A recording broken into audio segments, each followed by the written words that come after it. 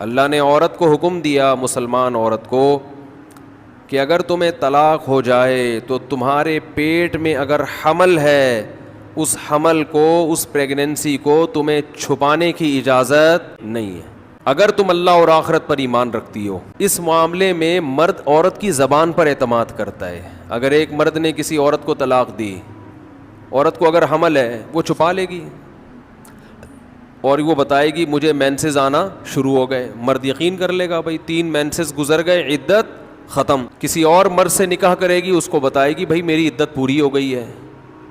اس بات کا امکان ہے کہ وہ بچہ کسی اور مرد کے کھاتے میں ڈال دے. مرد تو نہیں دیکھ رہا کہ واقعی عدت ختم ہوئی ہے, یہ عورت جانتی ہے اور اللہ جانتا ہے. تو اس معاملے میں اللہ نے حکم دیا عورت کو کہ وہ خیانت بولیں نہیں کرے. مردوں کو اللہ نے حکم دیا کہ جب بھی کسی عورت کو تم طلاق دو گے تو اس کا مال چھیننے کی تمہیں اجازت نہیں ہے. لا یحل لکم ان تأخذوا مما آتیتموہن شیئا, جو کچھ اس کو دیا ہے نا شادی سے پہلے, ایک دھیلا بھی واپس لینے کی اجازت بولو نہیں ہے. آج جہیز بھی جو وہ اپنے گھر سے لائی ہے نا وہ بھی ہتھیا لیتے ہیں, اپنے دیے ہوئے گفٹ تو واپس لیتے ہی ہیں, جو وہ اپنے گھر سے لائی ہے وہ بھی ہتھیا لیتے ہیں. یہ سارے قرآن کے احکام ہیں جس کی آج دھجیاں اڑائی جا رہی ہیں, کیونکہ ان احکام کا لوگوں کو علم ہی نہیں ہے. لوگ محرم میں کربلا, ربیع الاول میں جو مخصوص بیانات ہوتے ہیں وہ, یعنی سیزن وائز چل رہے ہوتے ہیں ہم لوگ. جو پریکٹیکل لائف ہے ہماری, عملی زندگی ہے, جس کے لیے پیغمبر صلی اللہ علیہ وسلم کو بھیجا گیا معاشرے کی اصلاح کے لیے, اللہ کے حقوق سکھانے کے لیے اور ایک دوسرے کے حقوق سکھانے کے لیے, اس پریکٹیکل لائف کی طرف ہماری توجہ نہیں ہے. ہم دوسری چیزوں میں زیادہ لگ گئے ہیں. بس وہ جوشیلی تقریریں, لوگوں کو رلانا دھلانا, یہ کام رہ گیا ہے بہت سو کا, سب کا نہیں. اہل حق ہر دور میں رہیں گے. تو اللہ نے حکم دیا کہ ڈیورس کے بعد آپ کو عورت سے کچھ لینے کی اجازت بولو نہیں ہے. ہاں, خلا کی صورت میں مہر واپس لے سکتے ہو. خلا یہ ہوتا ہے کہ مطالبہ عورت کی طرف سے ہو طلاق کا, آپ تو نہیں دینا چاہتے, اچھی بھلی زندگی گزر رہی ہے, اسی کو دماغ خراب ہو رہا ہے اس کا, نہیں مجھے نہیں رہنا. تو پھر اس صورت میں مرد اگر ڈیورس دے تو وہ یہ شرط لگا سکتا ہے کہ میرا خرچہ واپس کرو, خام خواہ میں کیوں کرایا خرچہ.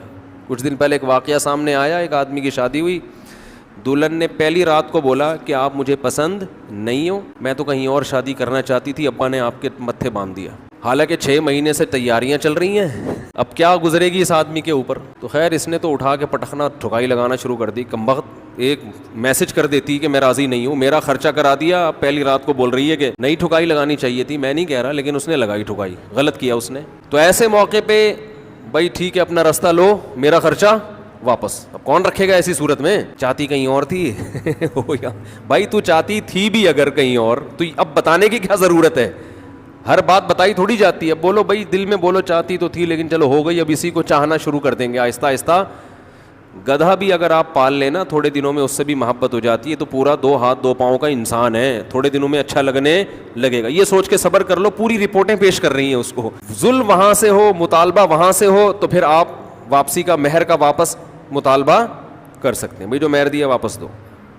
یہ بھی اللہ نے ان آیتوں میں حکم بیان کیا.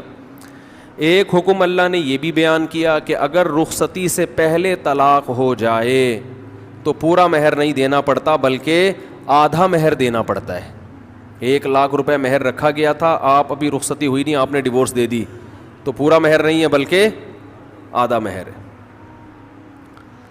اس میں اللہ نے ترغیب دی ہے کہ مرد پورا دے دے تو اچھا ہے, اور عورت کو ترغیب دی ہے کہ آدھا بھی معاف کر دو تو اچھا ہے. ترغیب دونوں کو دی جا رہی ہے, چھوڑو بھائی, لیکن حکم بیان کیا جا رہا ہے کہ مرد کو آدھا دینا پڑے گا اگر وہ مطالبہ کرے.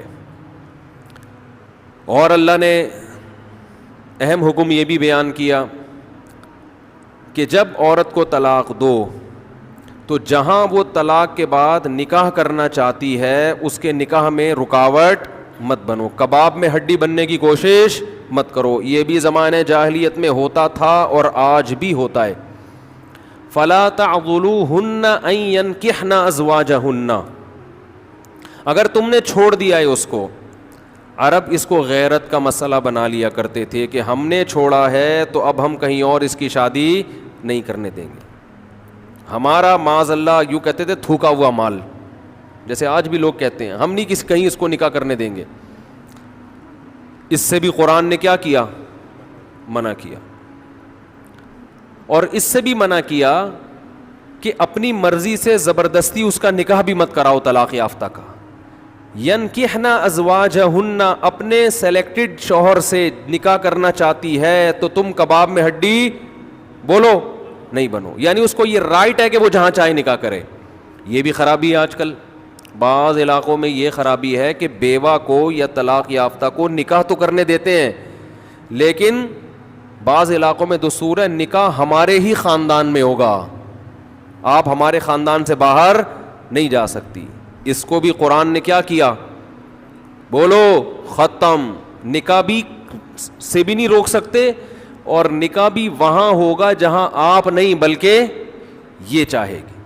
اس میں اللہ نے عمر کی کوئی قید نہیں لگائی. 40 سال کی بیوہ یا طلاق یافتہ ہو، 50 سال کی ہو، 55 سال کی ہو، یہ تمہارا ہیڈ ایک نہیں ہے. تمہیں زیادہ ٹینشن لینے کی ضرورت نہیں ہے. لوگ بڑی ٹینشن لے رہے ہوتے ہیں کہ تمہیں ضرورت کیا ہے، اب 4 بچے ہیں تمہارے، 5 بچے ہیں، اس عمر میں تمہیں شادی کرتے ہوئے شرم نہیں آتی؟ چھوڑو بھائی، کیا ضرورت ہے. تو اللہ فرماتے ہیں کہ تمہیں اس ٹینشن لینے کی ضرورت بولو یہ اس کا ہیڈ ایک ہے، یہ تمہارا ہیڈ ایک نہیں ہے. جیسے کوئی 4 شادیاں کر رہا ہے تو اس کا ہیڈ ایک ہے نا، آپ کا ہیڈ ایک تھوڑی ہے. یہ آپ پتہ نہیں کیوں پریشان ہیں، مفتی صاحب کو کیا ہو گیا، وہی ان کا ہیڈ ایک ہے، آپ کا ہیڈ ایک نہیں ہے. یہ میں اپنی بھی درمیان میں لگا دیتا ہوں نا. تو ہر ایک کے ہیڈ ایک ہم نے پالے ہوئے ہیں. وہ یہ کیوں کر رہا ہے، وہ یہ کیوں کر رہا ہے، وہ کم عمر سے شادی کیوں کر رہا ہے، وہ بڑی عمر سے شادی کیوں کر رہی ہے، یہ ہوتے ہیں نا لوگوں کے مسائل. اس نے یہ کیوں کر لیا. ایک خاتون نے مجھے بتایا کہ وہ ایک دفعہ بیوہ ہوئی، اللہ کی قدرت دوبارہ شادی، دوبارہ بیوہ ہو گئی. تیسری دفعہ جب ان کی شادی ہو رہی تھی لوگ مذاق اڑا رہے تھے، بس کرو یار 2 دفعہ بیوہ ہو گئی، اب آرام سے بیٹھو. اب وہ بیوہ تو کوئی بھی ہو سکتا ہے، جوانی میں بھی عورتیں بیوہ ہو جاتی ہیں. تو اب دیکھو لوگوں کو تکلیف ہو رہی ہے، بھائی یہ اس کا ہیڈ ایک ہے. اچھا لوگ اس سے شادی کرتے ہوئے ڈر رہے تھے ان سے کہ میں بھی پھر میں نہ مر جاؤں. تو اس کا اس سے کوئی تعلق نہیں ہے. ہو سکتا ہے 2 دفعہ بیوہ ہونا تقدیر میں لکھا ہو، 3 دفعہ نہ ہو. یہاں مجھے وہ چٹکلا یاد آتا ہے، وہ ایک آدمی نے، ابے چھوڑو چٹکلوں کو، ابھی قرآن کو فوکس کرتے ہیں. آخر میں چٹکلے ہونا یہ صحیح ہوتا ہے، درمیان میں ہی آ جائیں تو پھر سارا موضوع چینج ہو جاتا ہے. اتنے اچھے احکام بیان ہو رہے ہیں قرآن کے، آگے اس کو آپ نے لوگوں کو بتانا بھی ہے. تو اللہ نے حکم دیا کہ طلاق کے بعد ایک دھیلا واپس نہیں لینا. خلا کی صورت میں لے سکتے ہو، مگر خلا بھی شوہر کی رضا سے ہوتا ہے، یک طرفہ نہیں ہوتا، یاد رکھیں. دوسرا کام تم نے کیا کرنا ہے، اس کو کہیں اور نکاح سے روکنا نہیں ہے. تیسرا کام یہ کرنا ہے نکاح بھی وہاں کرنا ہے جہاں وہ چاہتی ہے. تمہاری مرضی نہیں مسلط ہوگی، اس کی مرضی چلے گی. اور اگر پرانے شوہر سے نکاح کرنا چاہے اور 2 طلاقیں ہوئی ہوں تو وہاں بھی کر سکتی ہے، کیونکہ آیت کا ایک شان نزول بھی ہے. ایک صحابی نے اپنی بہن کا نکاح کسی صحابی سے کرایا، تھوڑے دنوں میں طلاق ہو گئی. طلاق ایک تھی، عدت ختم ہوئی، نکاح ختم. اب تھوڑے دنوں کے بعد دوبارہ ان دونوں کا دل چاہنے لگا کہ ہم آپس میں کمپرومائز کر لیں. ہوتا ہے وقتی طور پر اختلافات بہت زیادہ ہوتے آتے ہیں، جب دور رہتے ہیں تو آپس میں میلان ہونے لگتا ہے. لیکن وہ جو صحابی تھے نا جن کی بہن کو طلاق ہوئی تھی، انہوں نے کہا کہ اب میں اپنی بہن کا نکاح دوبارہ اس آدمی سے بولو نہیں کروں گا. اور کہا کہ یا رسول اللہ، میں نے ان کی عزت کی، ان کو اپنی بہن نکاح میں دی، انہوں نے لڑائی جھگڑا کر کے طلاق دے کے میرے گھر میں بٹھا دیا اس کو، تو میں کیسے دوبارہ. ایک ذلت محسوس ہوتی ہے نا انسان کو. قرآن میں اللہ نے آیتیں نازل کی کہ اگر وہ اپنے شوہر سے نکاح کرنا چاہتی ہے تو درمیان میں رکاوٹ مت بنو. لڑے بھی وہ خود تھے، اب جڑ بھی خود رہے ہیں. نہیں آ رہی بات. اس کو بھی لوگ غیرت کا مسئلہ بنا لیتے، سسر صاحب بنا لیتے ہیں. میرے داماد نے میری بیٹی کو طلاق دی ہے، میں تو نہیں واپس بھیجوں گا. بھائی دنیا میں جو آدمی میں لچک نہیں ہے نا، فلیکسیبلٹی نہیں ہے، لچک نہیں ہے جس میں، وہ کبھی بھی کامیاب نہیں ہو سکتا. یاد رکھو یہ جو ہوتا ہے نا، میں اصول کا پکا. بھائی اصول کا پکا ہونا تو اچھا ہے، لیکن یہ اصول ہی غلط ہے کہ جو کہہ دیا تو اس پہ قیامت تک قائم رہنا ہے. یہ اصول ہی غلط ہے. اصول یہ ہونا چاہیے کہ جب موقع کی مناسبت سے جو بات ٹھیک لگے گی اپنے آپ کو چینج کر لوں گا. یہ اصول ٹھیک ہے, اس اصول پہ پکے رہو, اور یہ نبی سے ہمیں ملتا ہے یہ اصول. حدیث میں آتا ہے ایک صحابی نبی کے پاس آئے, مجھے صدقہ چاہیے, یہ چاہیے, وہ چاہیے. آپ نے فرمایا اللہ کی قسم تم پر خرچ نہیں کروں گا میں.